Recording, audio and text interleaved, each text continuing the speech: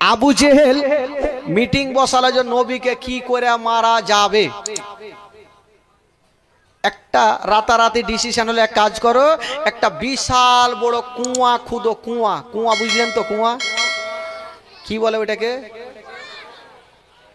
চুইয়া কোন না, কুয়াকে কি বলে? কুয়াকে কুম্ভা, কুম্ভা। তো বিশাল বড় একটা কুয়া খুঁজেছেন ভাই। আর আবু জেহেলের বাড়ি, নবীর বাড়ি এইদিকে, আর আবু জেহেল এখানে বিছানা করেছে জানেন, একদম গদ্দি বিছানা। আর গরমের দিনে 5-7 ঘন্টা লেহলি গাই দিয়ে ঘুমিয়েছে। আচ্ছা, গরমের দিনে যদি 5-7 ঘন্টা কেউ লেহলি গাই দেয় তো ওর ব্রেনটা ঠিক থাকবে? এমনিতে পাগলা হয়ে যাবে। ঘুমিয়েছে আর বলছে, 2-3-4টা লোককে বলছে, তোরা তাড়াতাড়ি যার নবীকে বল যে তোমার চাচা অসুস্থ হয়ে গেছে, কলমা পড়ার জন্য ডাকছে। আবু জেহেল কুয়া খুঁজেছে ভাই, আর ওই কুয়ার উপরে যে কাঁড়ি ফাঁড়ি গুলো আটখড়ি পাটখড়ি যা আছে হালকা পাতলা দিয়েছে, মানুষের ওজন যেন না নিতে পারে।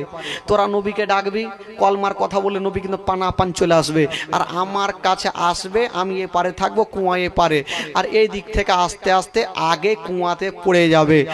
না থাকবে বাঁশ, না বাজবে কাশি। তো কহিতে কি হয়েছে? না থাকবে বাঁশ, না বাজবে। হ্যাঁ, কেউ ফের কহিছে না থাকবে বাঁশ, না থাকবে ঢেকুয়া। ওই খোট্টার মধ্যে কহে বাবা গো। এবার আবু জেহেল 2টা লোককে পাঠিয়েছে, তাড়াতাড়ি করে তোরা যা আর নবীকে আমার কাছে ডেকে লিয়ে আয়। এরা 2টা লোক গেল, বলছেন ও গো আলামিন, তোমার চাচা অসুস্থ হয়ে গেছে, মরণের আগে তোমার কলমা শরীফ পড়ে মুসলমান হতে চাই। কোনটা ক্যাচ ক্যাচ কি করছে রে? ও মুরগি আছে ভিতরে, সবই দিয়ে দিয়েছে। আচ্ছা, কেউ বকরি গালা নিয়ে এসো খালি একটা, আজকে সবই দিতে হবে। হ্যাঁ, বলছেন ওগো আলামিন তাড়াতাড়ি চলুন। বললো কোথায়? বললো আপনার চাচা আবু জেহেল অসুস্থ হয়ে গেছে, মরণের আগে আপনার কলমা শরীফ পড়ে মুসলমান হতে চাই।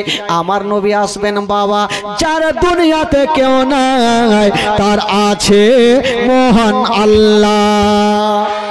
আল্লাহ যাকে মারবে বাবা গো কেউ বাঁচাতে পারবে না, আর আল্লাহ যাকে বাঁচাবে কেউ মারতে পারবে না বাবা গো। আমার নবী যেমনই বের হতে যাবে, আমার আল্লাহর অর্ডার হয়ে গেল।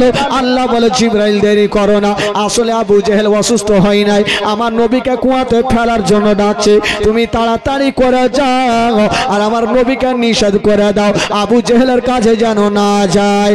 ও যুবক বন্ধুরা, সা করে জিবরিল আমিন ফেরেশতা এসে আমার নবীকে সালাম জানিয়ে দিলেন, আসসালাতু আসসালামু আলাইকা ইয়া রাসূলুল্লাহ, আসসালাতু আসসালামু আলাইকা ইয়া হাবিবাল্লাহ। নবী বলে জিবরাইল কি হয়েছে ভাই বলো?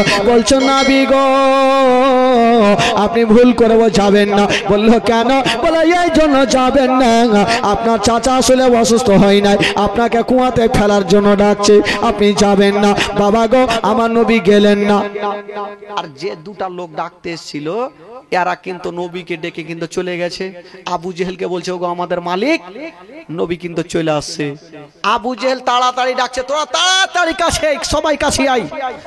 অন্ধকারের টাইমে বাবা চতুর্দিকে লুকিয়ে ছিল লোকজন, সবাই হাজির, মানে ছোট্ট করে একটা মিটিং করতে লাগলো। আবু জেহেল বলে শোনো, তোমরা নিজের কানটা খাড়া করে রাখবে, চতুর্দিকে লুকিয়ে থাকবে, ঝোড়ে ঝাপে এখানে ওখানে লুকিয়ে থাকবে, কানটা খাড়া করে থাকবে, রাত্রে তো দেখতে পাবে না। যখনই কানের মধ্যে একটা ধাপাং করে শব্দ যাবে তোমরা বুঝে নিবে নবী পড়ে গেছে। তখন যত পাথর থাকবে দানা দান দিয়ে দিবা। আর একটা কথা শিখাইছে যে শুন, তোরা যখন পাথর মারবি তখন বাঁচার লেগে হয়তো বলতে পারে আমি তোমাদের মালিক বলছি, মালিক বলে আরো মারবি। এরা বলছে চিন্তা নাই হুজুর, আগে তো ধাপাং করে শব্দ তো আসুক তারপরে দেখছি।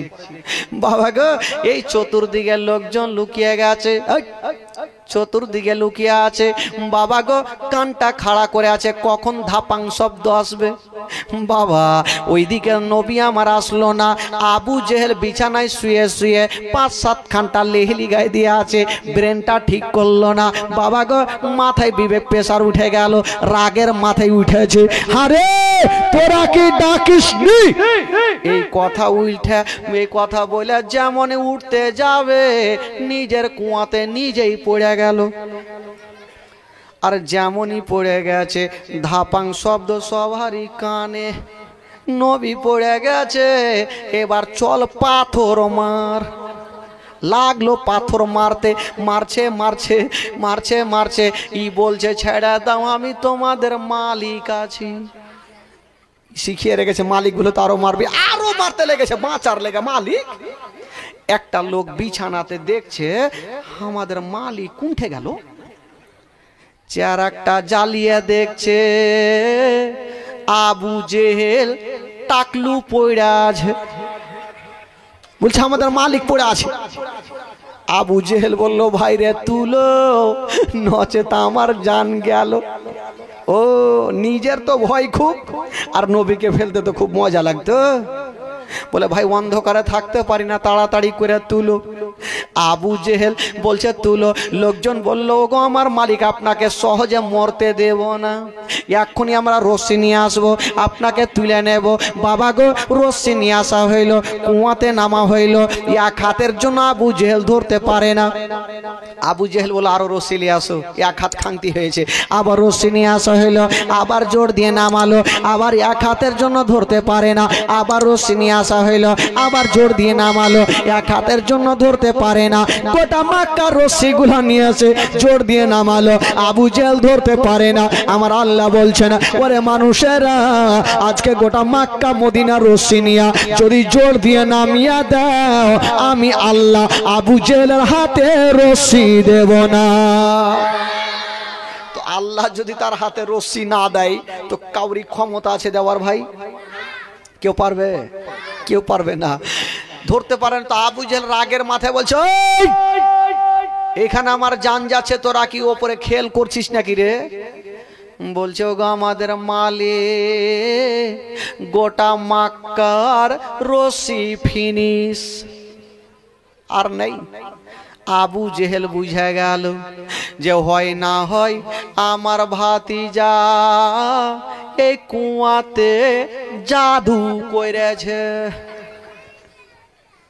তাড়াতাড়ি করো, আমার ভাতিজা ছাড়া আমাকে কেউ তুলতে পারবে না, তাড়াতাড়ি করে যা আর আমার ভাতিজাকে ডেকে নিয়ে আসো। লোকজন বলছে ও আমার মালিক, এখন গিয়ে যদি বলি যে আপনার জন্য কুয়া খুঁজে নিজে পড়ে গেছে তা আসবে? ধুর পাগলা, এই কথা ভুল করে বলবি না, তোরা বলবি ও অন্ধকারে পড়ে গেছে তাই আপনাকে ডাকলো। ঠিক আছে তাই হবে তাহলে। এরা দুইজন গেল। আচ্ছা বলুন তো ভাই, আবু জেহেল কুয়াতে কেন পড়েছে আমার নবী জানে কি জানে না? জোরে বলুন, জানে কি জানে না? আরো জোরে। আমার নবী সব জানে। জিবরাইল, আমার আল্লাহ পাক জিবরাইলকে দিয়ে সব নবীকে জানিয়ে দিয়েছেন। দুটা লোক গেল, বলছেন ওগো আলামিন দেরি করিয়েন না, আপনার চাচা অসুস্থ থাকতে থাকতে কুয়াতে কেমন করে পড়ে গেছে তাই আপনাকে ডাকলো, তাড়াতাড়ি চলুন। আমার নবী রহমতের দরবারে বাবা গো রহমতের দরিয়াতে উথাল পাতাল করতে লাগলো। বলো ঠিক আছে চলো চলো আমি আসছি। বাবা গো আমার নবী আর থাকলেন না। আমার নবী মুস্তাফা গিয়ে বলছেন চাচা। বলো কি হলো রে বাছা? চাচা ই অন্ধকার কুয়াতে কেমন করে পড়লা চাচা? বলো ভাতিজা বলবো পরে, আগে তুলো না হলে আমার জান গেল। বলে চাচা তুলতে পারি, একটা শর্ত আছে। আবু জেহেল মনে মনে ভাবছে টাকা চাই, পয়সা চাই, ধান দৌলত যা চাই দিয়ে দেবো, যাতে কলমা পড়তে না বলে, না হলে বরবাদ হয়ে যাব। বললো ভাতিজা রে শর্ত যা আছে আছে, আগে আমাকে তুলো, আমি কথা দিলাম যাই বলবে আমি তাই মেনে যাব। আমার নবী বলছে চাচা মানবো না, এখনিকা মানতে হবে। বলে কি শর্ত ভাতিজা? আবু জেহেল 1 টাকা 100 টাকায় 1 টাকা 100 টাকা করছে, কি এমন শর্ত দিবে জানি না, যা শর্ত দিবে মানবো, যাতে কলমা পড়তে না বলে।